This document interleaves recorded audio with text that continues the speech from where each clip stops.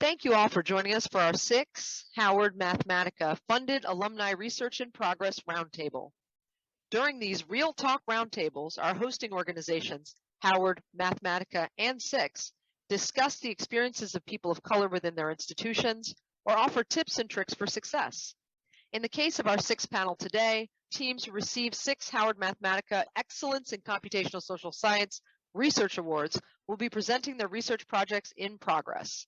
They are PhD students, early career faculty, and postdocs who attended SICSS-Howard Mathematica site and were successful in getting funding. They are currently where you want to be.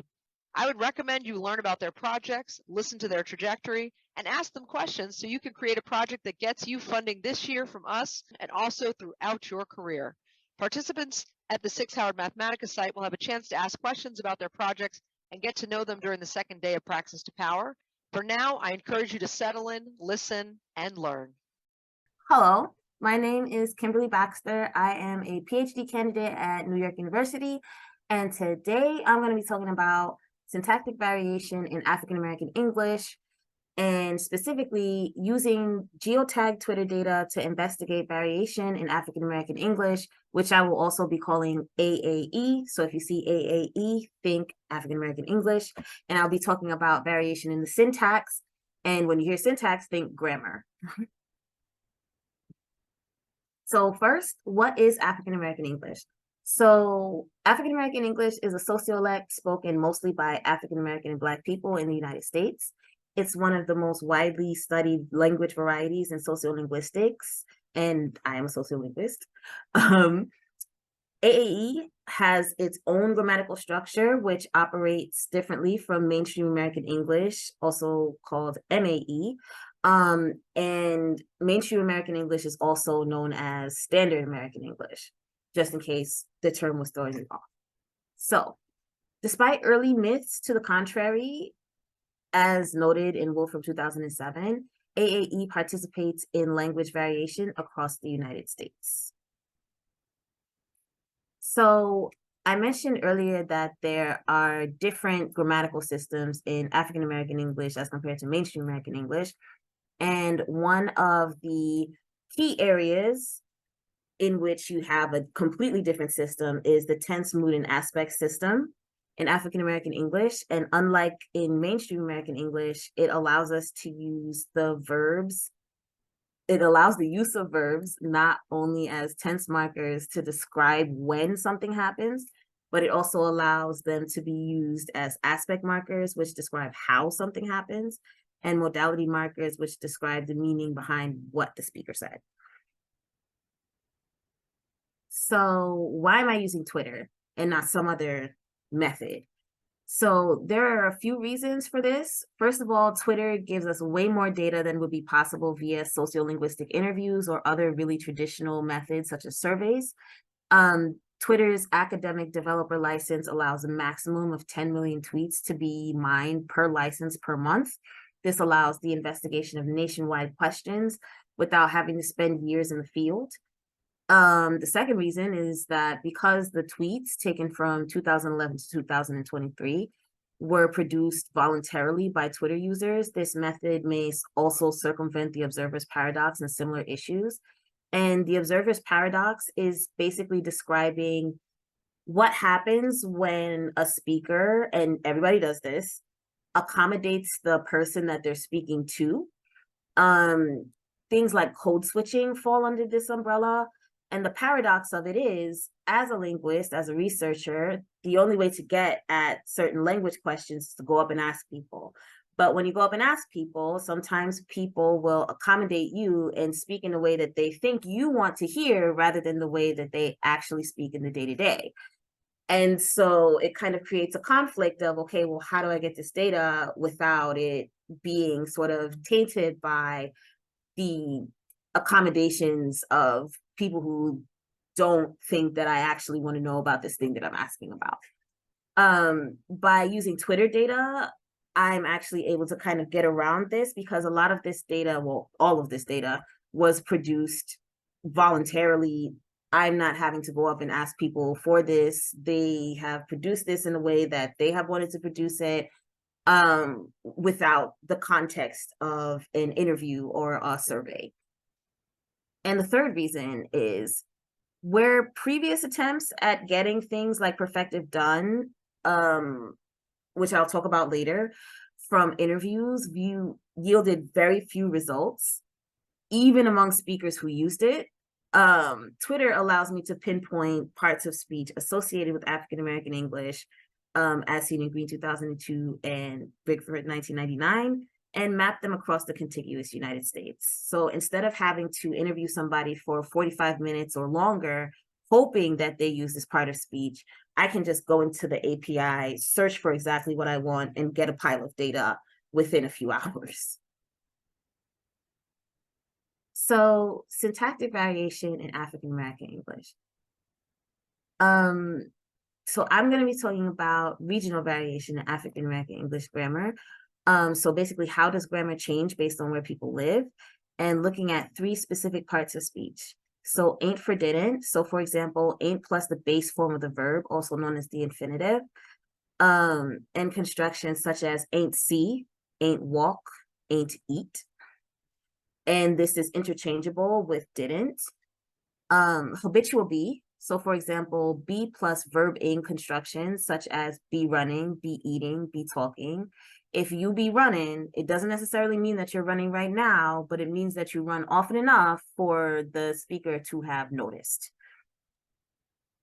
And perfective done. So for example, done plus the past tense and participle constructions such as done ate, done gone, and done left. And my hypothesis in searching all of these is that use of these parts of speech mentioned above here does actually vary regionally. So why is this important? So first of all, as we enter a new age of AI, it is incredibly important to be aware of how language is used and represented in online media, including social media. AI inherits the biases of people who build it, as well as the biases held within the language used to train it. Oftentimes, this language is also taken from Twitter. And as a result, it is incredibly important to understand how language works on these social media platforms, in online media in general, especially as it concerns stigmatized languages such as African American English, which is often not represented well within the existing tools used to analyze language within a technological setting. And an example of this is this publication here, Jorgensen, Hovey, and Sogard 2015, in which they were building a part of speech tagger for African American English. And they still cite this myth of African American English not varying very much in this new research where they are building technological tools to analyze African American English. So they say, African American English is, in contrast to other North American varieties, not geographically restricted. Although variation in African American English does exist, African American English in urban settings has been established as a uniform system with suprasegmental norms. So that's something to keep in mind, and it's incredibly important, especially as we start to use AI for more and more things, that African American English and its use, especially across the United States, is taken account for rather than misrepresented by a lot of these tools. So next, data collection. I have already collected 3 sets of bulk data from the Twitter API so far, and these are approximate totals below. So all uses of ain't from 2011 to 2021, so a total of 29 million tweets. All uses of done from 2012 to 2023, which is a total of 21.5 million tweets. All uses of be from 2012 to 2013, which is a total of 36.5 million tweets, for a total of approximately 87 million tweets. I may continue to collect data, particularly uses of done in 2011, which I don't currently have, and maybe some extra years of be, and other parts of speech such as copula, deletion, and stay and steady, which are also historically represented within previous linguistic research on African American English. But this is going to be dependent on a few key factors. Number one, is it necessary to collect more data? It might not be necessary to collect more data than I already have, especially considering I have about 87 million tweets. However, because the academic Twitter developer license currently allows me to collect 10 million tweets per month for free, I plan to take full advantage of this by collecting as much data as possible, even beyond the scope of the current project, because I might return to this. I plan to return to this in the future. So the second thing is probably the most pressing.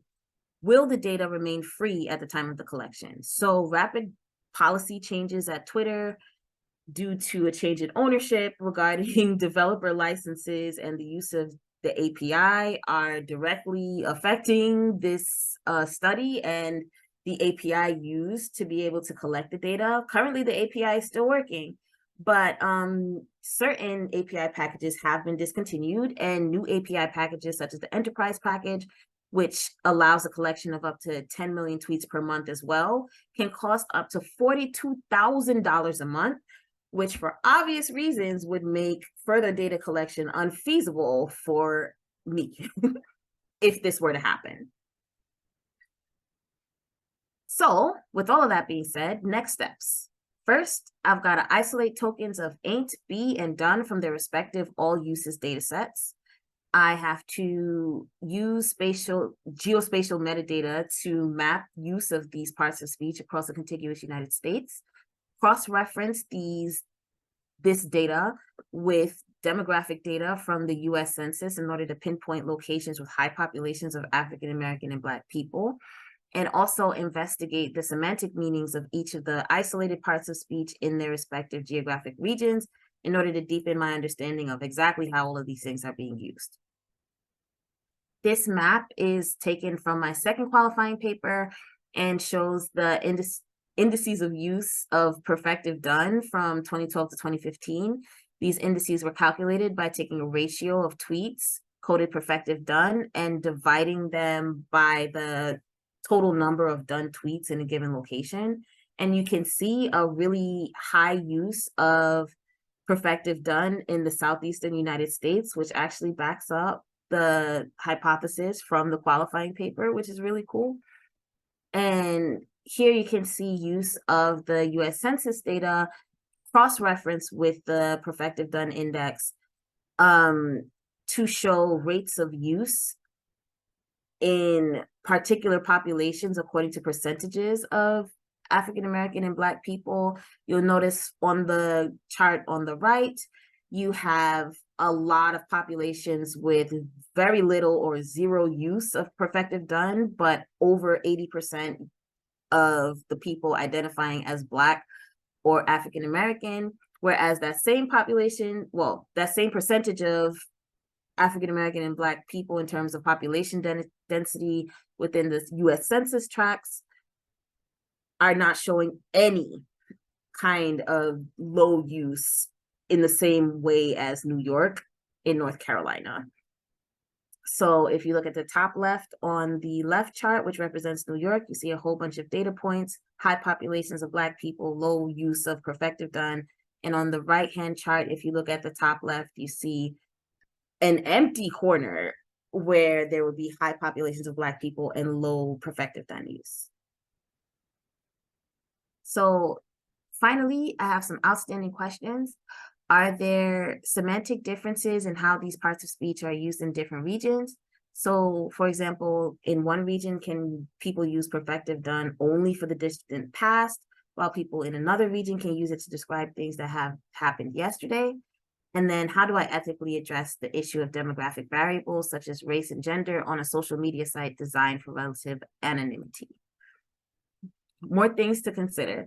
So while these preliminary results are promising, there are some cons to using Twitter data. So first of all, it's difficult to verify the individual identities of millions of users, which is another wrench to be thrown into the already problematic issue of being able to classify people in terms of race or gender on a social media site that is designed to be relatively anonymous.